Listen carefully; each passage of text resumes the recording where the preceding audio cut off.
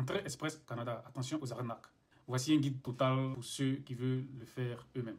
Bref, si tu veux immigrer au Canada par le programme Entrée Express, attention, il y a des milliers de personnes qui se font arnaquer chaque année.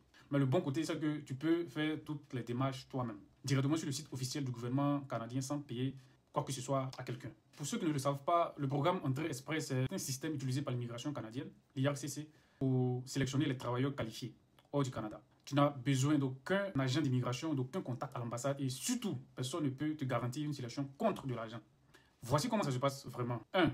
Tu vérifies ton éligibilité sur le site. Il te faut un diplôme, une expérience professionnelle et un test de langue. IELTS pour l'anglais ou le TEF pour le français ou TCF. 2.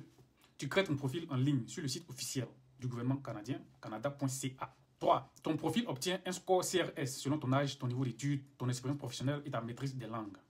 4. Si ton score est suffisant, tu reçois une invitation officielle à présenter ta demande, appelée l'ITA ou l'ITA en anglais. Signification, c'est Invitation to Apply. Voilà, c'est une invitation à postuler, quoi.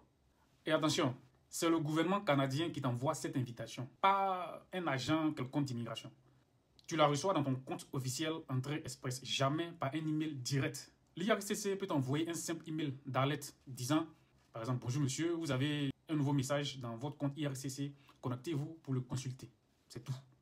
Mais toutes les démarches officielles, c'est-à-dire l'invitation, télécharger des documents, payer les frais, se font uniquement dans ton compte sur canada.ca. Si un email contient un lien externe ou demande de l'argent, c'est une arnaque directe, même pas réfléchir 2 fois. Pourquoi je dis ça? Parce que je reçois assez de messages de personnes qui me disent « Ouais, j'ai reçu un mail pour m'inscrire à Entrée Express » ou on m'a écrit pour m'aider à être sélectionné. Comme je viens de l'expliquer, ce n'est jamais l'invitation officielle. Tout se fait uniquement dans ton compte officiel canada.ca. Voilà. Maintenant, parlons un peu des frais officiels. Donc, même si tu peux tout gérer toi-même, certains frais légitimes sont obligatoires. Les suivants. Le test de langue IELTS ou TEF ou TSF coûte environ 2 à 300 $ selon ton pays d'origine. L'évaluation des diplômes ECA ou ECA en français par WES ou un autre organisme agréé coûte environ 220 à 250 $ canadiens. 950 $ canadiens pour le traitement de la demande, 575 $ canadiens pour le droit de résidence permanente, soit un total de 1525 $ canadiens pour un demandeur principal. Pour un enfant à charge, c'est 260 $ canadiens par enfant.